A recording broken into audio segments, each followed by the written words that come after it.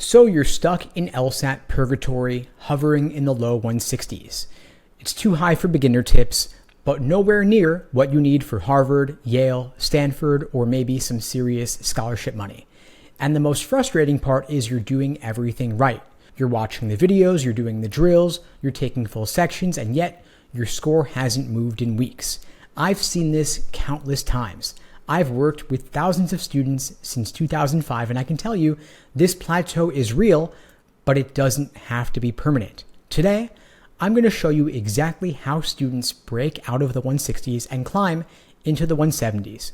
The real 170s, not I got lucky once, but consistent, repeatable 175 plus scores. Now, you might think that more knowledge, more information will solve everything, so you keep collecting resources. 12 different prep books, 3 different YouTube playlists, 2 paid courses, and a folder of 400 PDF explanations. And on paper, that all looks impressive, but in practice, it's a landfill. Now let's talk about why this happens. The first thing is sunk cost psychology. You've already spent the money, so you might feel guilty dropping any of those resources, even if they no longer help. It might be that you feel that one of these is a silver bullet. It's some new secret method you heard about on Reddit, and so you chase each one of these ideas, hoping it's the fix for your plateau. And of course, every new resource is a dopamine hit. Downloading something new feels productive, but actually mastering what you already have feels slow and boring, so you keep chasing the hit of the new thing. But of course, this ends up diluting your practice. Instead of doing 5 different high-quality sections and squeezing insight out of each, you skim 50 mediocre ones and learn nothing deeply. Now, another issue is terminology. Different resources label question types differently, and by section 3, your brain is translating jargon instead of actually solving problems. This also paralyzes you because now, when you miss a question, you're looking at 6 different explanations and you waste 15 minutes comparing each one of them, then decide none of them work. You also find contradictions, right? Because new tips contradict the older ones. You forget which one you trust, so you default to just guessing. Now, you might be able to recite the title of every LSAT resource you have, but you can't name the last time you drilled a single pattern 10 times in a row. So instead of jumping all over the place, I want to invite you to do enough. 1 primary source for timed sections of official LSAT prep tests, 1 concise reference for the concepts, and 1 single spreadsheet that tracks question number, how long it took, your final answer, the mistake type, and what you'll do differently next time around. Nothing else. Cut the noise and get back to the signal. Only then will the later fixes actually land. Now let's talk about one of the most powerful but overlooked tools for breaking out of the 160s, the Micro Audit. Now when most students hear audit, they think, oh, I already review my wrong answers after every section. And that's great, but it's the bare minimum. That is table stakes. If you're aiming for a 175, we've got to go deeper. A micro audit means tracking not just what you got wrong, but how your brain behaved during the test. Think back to the last section you did. There were probably a couple of questions where you didn't feel confident. Maybe you paused for a second, reread a line, stared at 2 choices going back and forth, and that pause, that moment of hesitation, that right there is the problem. Because on that LSAT, hesitation equals doubt. Doubt slows you down, and slow costs you time. And time pressure forces bad decisions at the end of the section where the hardest questions usually show up. So even if you got that 1 question right, that tiny hesitation might have cost you 3 other questions later. So here is what the micro audit does. After every section, you go back and ask yourself 1 question.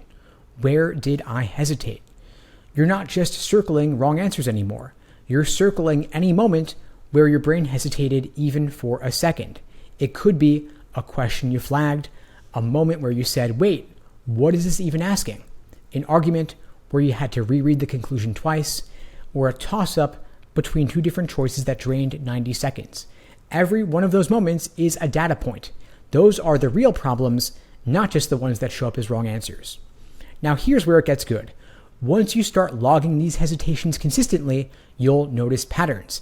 It might be certain question types that always slow you down, certain keywords that trigger second guessing, certain argument structures that make you freeze. These patterns are gold because they tell you exactly what to drill next, not based on what some course tells you, but based on your brain's behavior under pressure. You might realize, wow, I hesitate every time there's a causal argument with a surprising conclusion. Boom, that right there is your next focused drill. Or, every time I rush, it's because I lost 10 seconds rereading the stimulus up top. Now we train to clarity on the first read. I had one student who realized that even on questions he got right, he was burning 30 seconds flipping between two choices. That hesitation never showed up in his missed question review, but it showed up in his timing, and it was quietly costing him points at the end of every section. Once we audited that, the fix was simple. He built a rule for himself.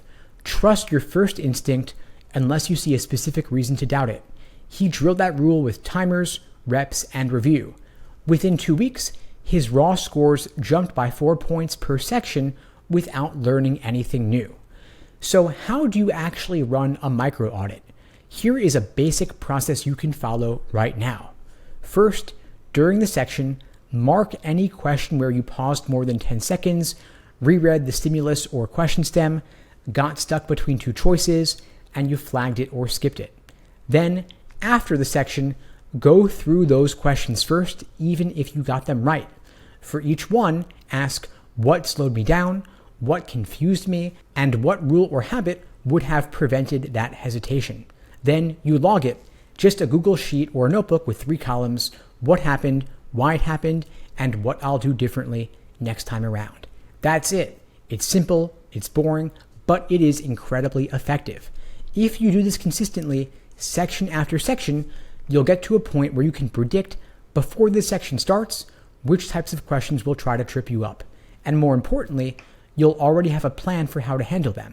That's when the LSAT starts to feel boring, predictable, and under control, and that's when the big jumps happen from 162 to 170, 172, 175, and beyond.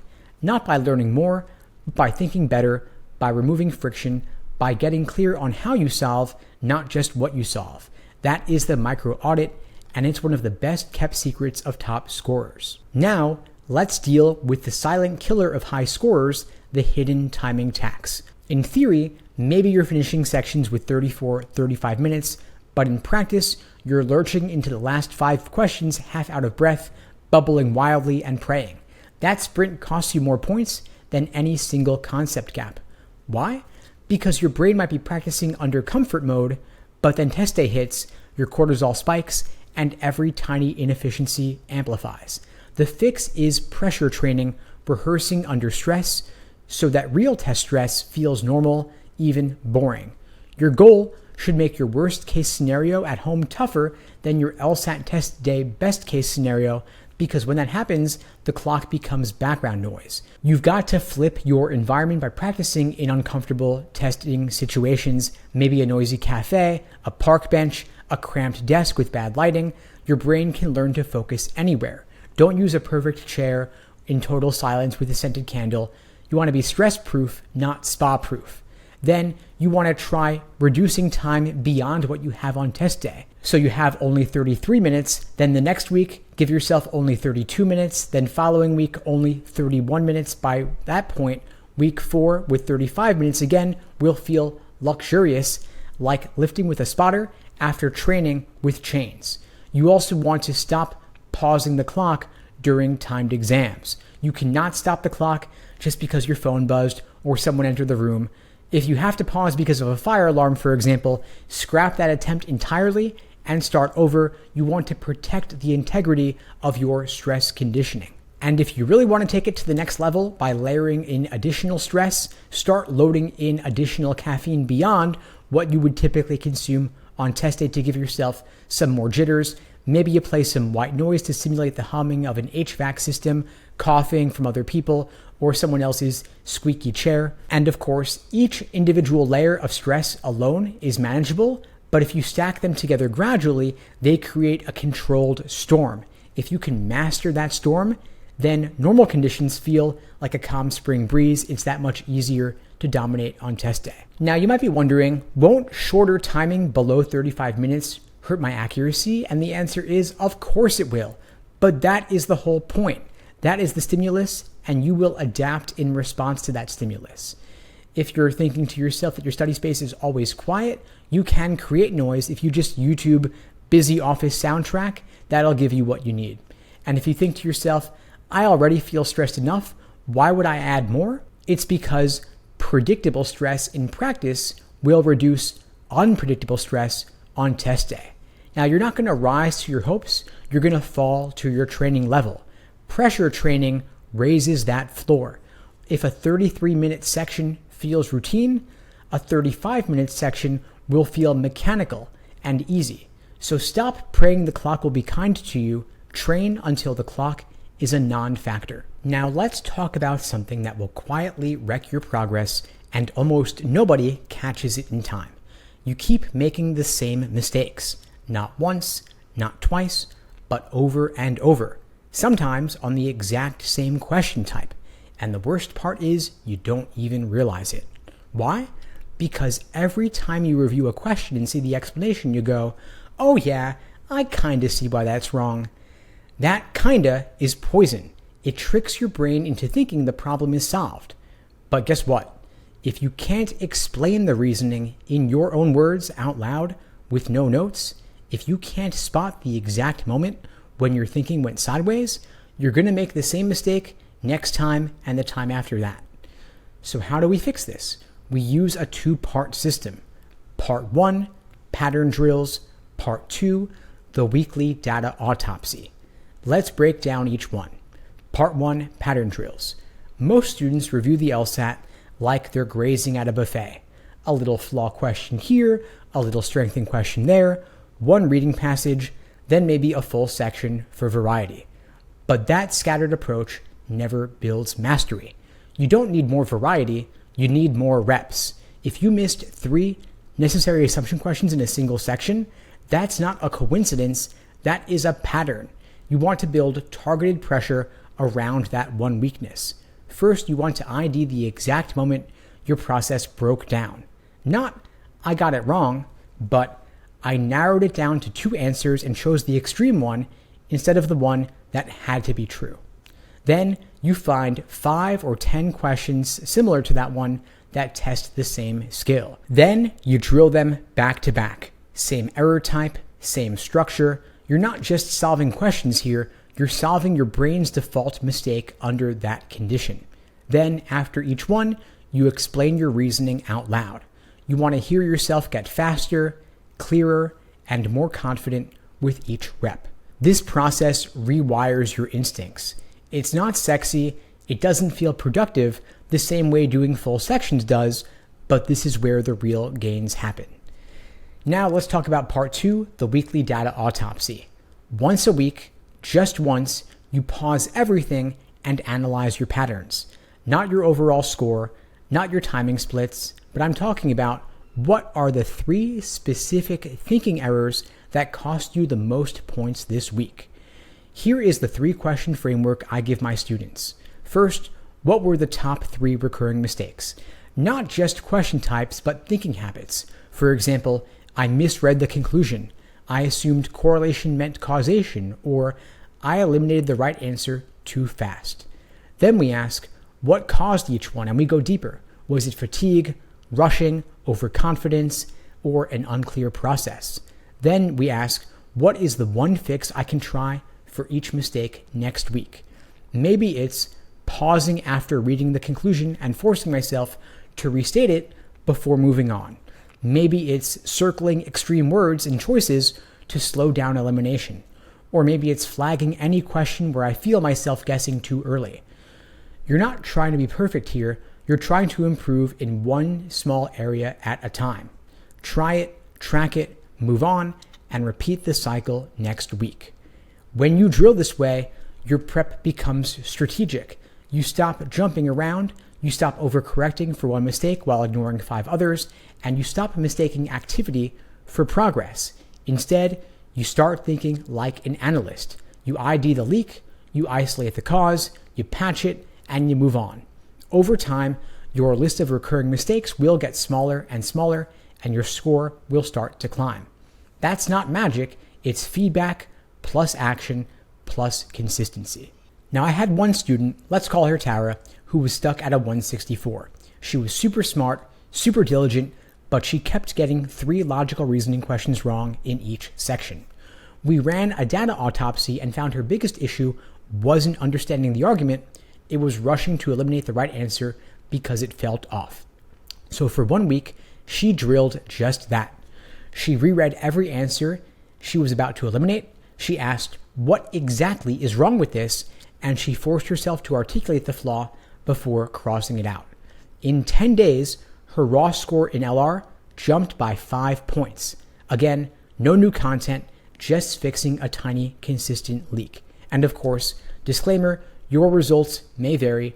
Every student individual is unique, but I share this story to point out for you what is possible when you run a data autopsy like this and look at your process rather than just what feels good in the moment. And this kind of process is what separates high scorers from everyone else. They don't just review, but they study how they work, they study their thought processes and how they implement them under timed conditions. They get obsessed with tiny patterns. They act like surgeons, not just students.